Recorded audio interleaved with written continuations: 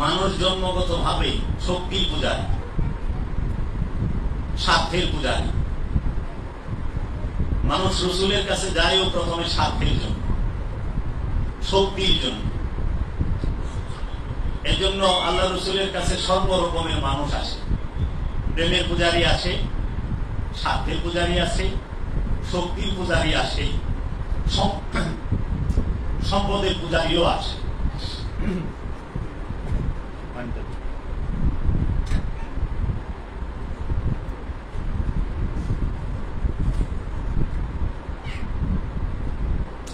সম্পদের পূজারী আসে, শক্তির পূজারী আসে। চিরস্থায়ী যে হয় সে হয় প্রেমের পূজারী। আর ক্ষণস্থায়ী যারা, তারা সম্পদের পূজারী, শক্তির পূজারী, স্বার্থের পূজারী, অনুষ্ঠানের পূজারী। অনুষ্ঠান আর প্রেম এক না।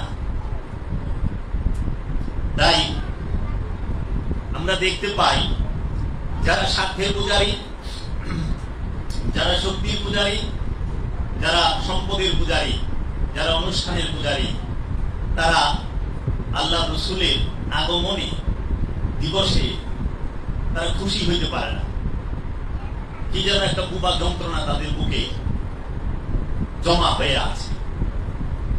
আল্লাহর হাবিবের আগমনে বেজার হয়েছিল, কষ্ট পেয়েছিল ইবলিস শয়তান। ইবলিস শয়তান ছাড়া কলকাইনাতে যত কিছুই আছে, কেউই বেজার হয় নাই, আনন্দিত হয়েছে, খুশি হয়েছে। এখনো যারা আল্লাহ রসুল রাহমাতাল লিল আলামিনের আবির্ভাব দিবসে বেজার হয়, কষ্ট পায়, ফতোয়া খুঁজেন, বুঝতে হবে এরা ইবলিস শয়তানের সৈনিক, চেলা চামুন্ডা কিংবা জিন্দা ইবলিস শয়তান। যারা রাহমাতাল লিল আলামিনের আবির্ভাবে খুশি হইতে পারে না। আল্লাহ কেন বললেন ওমা আরসালনাকা ইল্লা রাহমাতাল লিল আলামিন? কারণ রহমত ছাড়া কোনো কিছুই সম্ভব না। রহমত ছাড়া কোন সৃষ্টি হয় না। রহমত লাগবেই। আর রহমত যেখানে নাই সেখানে রব থাকে না। রহমত যেখানে নাই সেখানে ফেরেশতা থাকে না। রহমত যেখানে নাই সেখানে রিজিক, নিয়ামত থাকে না। রহমতকে অবশ্যই থাকতে হবে। রিজিক সবাই কামায়, রিজিকও দুই প্রকার। এক রিজিক খায়া ভালাইলে পায়খানা হয়ে যায়, আরেক রিজিক দান করলে হেদায়েত লাভ করে। রিজিক দুই প্রকার। যেরকম আমরা ফল ফলাদি খাই, এটা খাইলে পায়খানা হয় না। আর আল্লাহ রসুল আমাদের যে সিনার ইলম দিয়েছে, সেইটা যদি আমরা সেই রহমতের রিজিক প্রাপ্ত হই, তাহলে পথভ্রষ্ট পথ পায়, দিশেহারা সে রাস্তা খুঁজে পায়। অপবিত্র মন পবিত্র হয়। রসুল আসলে কি? সর্বপ্রথম আমাদের এই বিষয় বোঝা প্রয়োজন। আল্লাহ রসুল হচ্ছেন সর্বকিছুর মূল। নবী এবং রসুল কি? নবী এবং রসুল সৃষ্টি এবং রহস্যের কেন্দ্রবিন্দুতে অবস্থান করে। সকল কিছুর আগমন নবী ও রসুলকে কেন্দ্র করে। নবীর মর্যাদা রসুলের অনেক ঊর্ধ্বে। নবী থেকে মর্যাদার দিকে রসুল অনেক নিচে। রসুলের মর্যাদা নবীর মর্যাদা কখনো এক নয়। আল্লাহ নবী এবং রসুলের মর্যাদার মধ্যে অনেক পার্থক্য রেখেছেন। যিনি নবী তিনি অবশ্যই একজন রসুল। সব রসুল নবী নয়, কিন্তু যিনি নবী তিনি অবশ্যই একজন রসুল। এর জন্য কুরআনুল কারীমে হেদায়েতের বাণী এবং হেদায়েতের যে পথ, সেটা রিসালাতের মাধ্যমে আল্লাহ রেখেছে। নবী মাধ্যমে আল্লাহ রাখেন, হেদায়েত রেখেছেন রসুলের মাধ্যমে। অনুসরণ করতে বলা হয়েছে রসুলকে, আনুগত্য করতে বলা হয়েছে রসুলকে। আতিউ আল্লাহ আতিউ রসুল, তোমরা আল্লাহ আল্লাহ রসুলের আনুগত্য করো। কেন? এই নবী আর রসুলের পার্থক্য যদি বলতে যাই অনেক বড় বিষয়, অনেক লম্বা সময়, কোন একদিন করব। আমি আজকে যে বিষয়টা বলতে চাই সেটা যদি আমি কিছুটা পরিষ্কার করতে পারি আপনাদের সামনে। নবী রহস্যের কেন্দ্রবিন্দুতে, সৃষ্টির কেন্দ্রবিন্দুতে অবস্থান করে। কেন্দ্রে ঝড় থাকে না, ঝড় হলো কেন্দ্রের বাহিরে। নবী তিনি হন যিনি রবের তরফ হইতে গায়েবের খবর গ্রহণ করেন। রব যাহার কাছে গায়েবের খবর দান করে, আর সেই গায়েবের খবর যখন সাধারণ মানুষের কাছে সেই নবী বিতরণ করেন, যে রূপে করেন, যে রূপ ধরে করেন, সেই রূপটির নাম রাসূল। আল্লাহ থেকে গায়েবের খবর নবী রূপে গ্রহণ করে সেই নবী রাসূল রূপে সাধারণ মানুষের কাছে সেটা বিতরণ করে। এই নবী আর রাসূল হচ্ছে সকল রহস্যের কেন্দ্রবিন্দু। যদি নবী এবং রাসূল না আগমন করত, হেদায়েতের খবর, হেদায়েতের বাণী আসত। সর্বপ্রথম কি? নবীর আগমন, তারপরে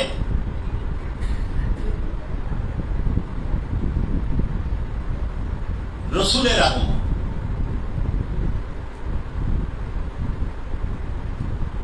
নবীর আগমন কবে থেকে? সূরা আহজাব যদি আমরা পড়ি না, ইন্নাল্লাহা ওয়া মালাইকাতাহু ইউসাল্লুনা আলান নবী ইয়া আইয়ুহাল্লাযীনা আমানু সাল্লু আলাইহি ওয়া সাল্লিমু তাসলিমা। ইন্নাল্লাহ, নিশ্চয় আমি আল্লাহ, ওয়া মালাইকাতি, এবং আমার সকল ফেরেশতারা, ইউসাল্লুনা আলান নবী, নবীর উপরে সালাত মানে সংযোগ যোগাযোগ করে। নবীর সঙ্গে আল্লাহ এবং আল্লাহর ফেরেশতারা সংযোগ যোগাযোগ করে, দরুদ পেশ করেন। ইয়া আইয়ুহাল্লাযীনা আমানু, হে আমানু বিশ্বাসী, সাল্লু আলাইহি, তোমরা সংযোগ যোগাযোগ করো, আলা মানে উপরে, কার উপরে? নবীর উপরে। ওয়া সাল্লিমু তাসলিমা, এবং তাসলিম করো, ইজ্জত করো। তাই রবের সামনে ঝুঁকে যাওয়ার নাম হচ্ছে ইবাদত, আর রাসূলের সামনে ঝুঁকে যাওয়ার নাম হচ্ছে তাসলিম। আল্লাহ রাব্বুল আলামিন নবীর উপরে ফেরেশতা নিয়ে দুরূদ করেন। আল্লাহ কিন্তু বলে নাই ইন্নাল্লাহা ওয়া মালাইকাতাহু ইউসাল্লুনা আলা মুহাম্মদ, এটা কিন্তু বলে নাই যে আমি আমার ফেরেশতাদেরকে দিয়ে মুহাম্মদ সাল্লাল্লাহু আলাইহি ওয়াসাল্লামের উপরে দরুদ পাঠ করব। তাইলে প্রশ্ন উঠাই দিল, যদি আল্লাহ বলতো ইন্নাল্লাহা ওয়া মালাইকাতাহু ইউসাল্লুনা আলা রাসূল, আমি আমার ফেরেশতা, আমি আল্লাহ আমার ফেরেশতার সমূহকে নিয়ে রাসূলের উপরে দরুদ পাঠ করি, তাইলে প্রশ্ন উঠে যেত। প্রশ্ন করার লোক শেষ নাই। আবার যদি বলে যে আমি ইয়া ইন্নাল্লাহা ওয়া মালাইকাতাহু ইউসাল্লুনা আলা আবদি, আমি আমার আব্দুর উপরে আমার ফেরেশতাদেরকে নিয়ে দরুদ পাঠ করি, তাইলেও প্রশ্ন উঠাবে। এজন্য আল্লাহ রব্বুল আলামিন বলেছেন আমি আমার নবীর উপরে আমার ফেরেশতাদেরকে নিয়ে দরুদ পড়ি। কেন?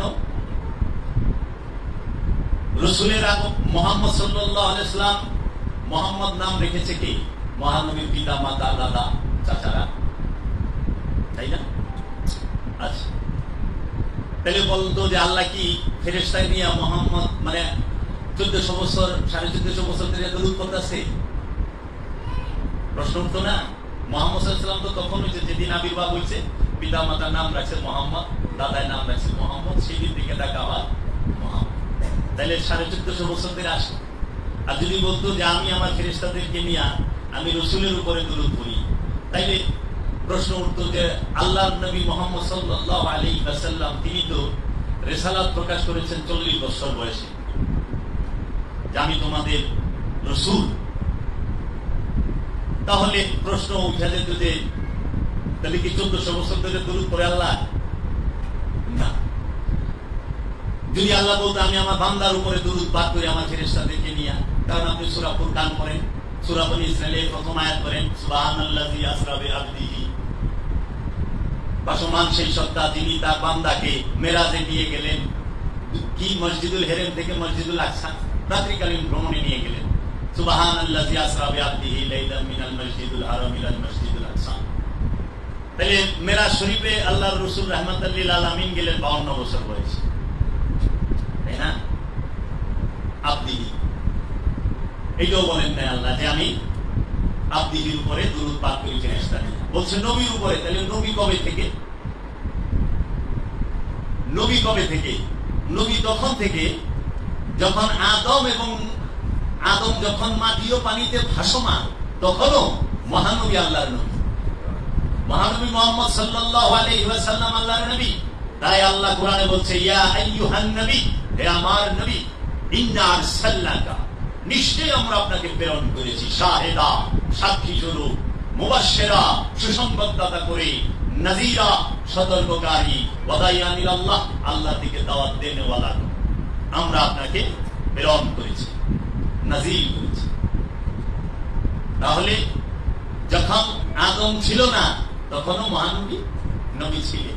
এর জন্য আল্লাহ বলছেন, ইন্নাল্লাহা ওয়া মালাইকাতাহু ইউসাল্লুনা আলান নবী, নিশ্চয়ই আমি এবং আমার ফেরেশতা সমূহ আমার নবীর উপরে সংযোগ যোগাযোগ করি। কারা নবীর সাথে সংযোগ যোগাযোগ করে? আল্লাহ এবং আল্লাহর ফেরেশতা সমূহ, সব ফেরেশতারা, জিবরাইল, মিকাইল, ইসরাফিল, আজরাইল এবং যত ফেরেশতা আছে সবাই আল্লাহ রাসূলের নবীর সাথে আল্লাহ এবং ফেরেশতারা সংযোগ যোগাযোগ করে। সালাত শব্দের অর্থ সংযোগ যোগাযোগ, সাল্লু, সংযোগ যোগাযোগ সর্বসময়ে করে। এই সংযোগ যোগাযোগ রাসূলের সাথে, রবের সাথে, ফেরেশতার সাথে আছে, নবীর সাথে আছে। তাই নবীর উপরে আল্লাহ দুরূদ পাঠ করেন। নবী আইসা হয় না, নবী হয়ে আসে। নবী কখনো এসে হয় না, নবী হয়ে আসে।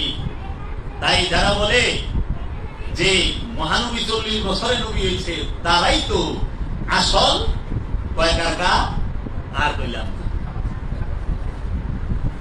কারণ অস্বীকারী। 40 বছরে নবী হয় না, নবী হয়ে আগমন করে। কোরআনে বর্ণিত 25 জন নবীর নাম পাওয়া যায়, 25 জন নবী হয়ে আসছে, আইসা হয় না। আদম আলাইহিস সালাম নবী হইয়া জগতে আগমন করলেন। আদম নবীর পরে শীষ আলাইহিস সালাম, তিনিও নবী হয়ে আগমন করলেন। শীষ নবীর পরে আমরা জানি যে আমাদের এই ধরাধামে নূহ আলাইহিস সালাম আসলেন নবী হয়ে। নূহ আলাইহিস সালাম শুধু নবী না, আল্লাহ খলিফা। কোরআনে বলছে আল্লাহ খলিফা আদম, আল্লাহ খলিফা নূহ, খলিফা হিসেবে মনোনীত করেছে। নূহ আলাইহিস সালামের পরে ইদ্রিস আলাইহিস সালাম নবী হয়ে আগমন করলেন। ইদ্রিস আলাইহিস সালামের পরে আমরা দেখলাম যে ইউনূস আলাইহিস সালাম নবী হয়ে আগমন করলেন। আমরা দেখলাম যে এই কোরআনে বর্ণিত 25 জন নবী সবাই আগমন হইলেন নবী হয়ে। আর আমাদের সমাজে উমাইয়া আব্বাসিয়া রাজবংশের চক্রান্তে, ওহাবি খারিজিদের চক্রান্তে তারা আল্লাহর হাবিব 40 বছর আগমন করছে, এই কথা বলে। কোরআন কি তা বলেছে? কখনোই না। কোরআন কখনোই তা বলে নাই। কারণ রসুলের সাথে সালাতের সম্পর্ক, রসুলের সাথে সিয়ামের সম্পর্ক, রসুলের সাথে হজের সম্পর্ক, রসুলের সাথে কুরবানির সম্পর্ক, রসুলের সাথে আমলে সালেহার সম্পর্ক, রসুলের সাথে ইমানের সম্পর্ক। ইমানের মূল বুনিয়াদের নামই হল আল্লাহ রসুল। ইমান টানতে হয় রসুলের উপরে আর রবের উপরে। ইমান আনতে হয় রবের ফেরেশতা সমূহের উপরে। ইমান আনতে হয় রবের কিতাবের উপরে। ইমান আনতে হয় রবের কোরআনের উপরে। ইমান আনতে হয় রবের এই ফেরেশতাকুল এবং ইয়মুল আখিরাতের উপরে। ইমান আনতে হয় কিয়ামত দিবসের উপরে। প্রত্যেকটা রসুলের সাথে যুক্ত। কিভাবে যুক্ত? আল্লাহ এক, সাক্ষীদাতাকে রসুল। আল্লাহ ওয়াহেদ, সাক্ষীদাতাকে রসুল নবী। আল্লাহ হাক, সাক্ষীদাতাকে নবী এবং রসুল। নবী রসুল ছাড়া অন্য কেউ কি বলেছে আল্লাহ এক ওয়াহেদ, আল্লাহ আহাদ বলতে পেরেছে? আজ পর্যন্ত কেউ না। আমরা যেটা সমাজে মাইক দিয়া বলি, এইগুলো খবর। আমরা খবর কই, আমরা কিন্তু সাক্ষী না। এই যে 5 টাইম মাইক দিয়ে বলি না আমরা, আশহাদু আল্লা ইলাহা ইল্লাল্লাহ। যারা বলে আশহাদু, আমি সাক্ষী দিতেছি, আল্লাহ ইলাহা ইল্লাল্লাহ, আমি সাক্ষী দিতেছি আল্লাহ ছাড়া কোনো মাবুদ নাই। উনি দেখছে আল্লাহ রে? ঠিক আছে, যে দেখেই নাই সে সাক্ষী হয় কিভাবে? না দেখা খবর কথা গুলো তো খবর হয়, সাক্ষী হয়? সাক্ষী হইতে হইলে উপস্থিত থাকতে হবে, নিজ চোখে দেখতে হবে, নিজে ওই ঘটনাস্থলে উপস্থিত এবং সুস্থ থাকা লাগবে। অন্ধ হইলে সাক্ষী হইব না, বয়র হইলে সাক্ষী হইব না, বুবা হইলে সাক্ষী হইব না, ব্রেন স্ট্রোকের রুগী, হার্ট অ্যাটাকের ব্রেন স্ট্রোকের রুগী হলে সাক্ষী হইব না। পাগল সাক্ষী হইব না, পাগল সাক্ষী হয় না। তাই যারা সাক্ষী দেয়,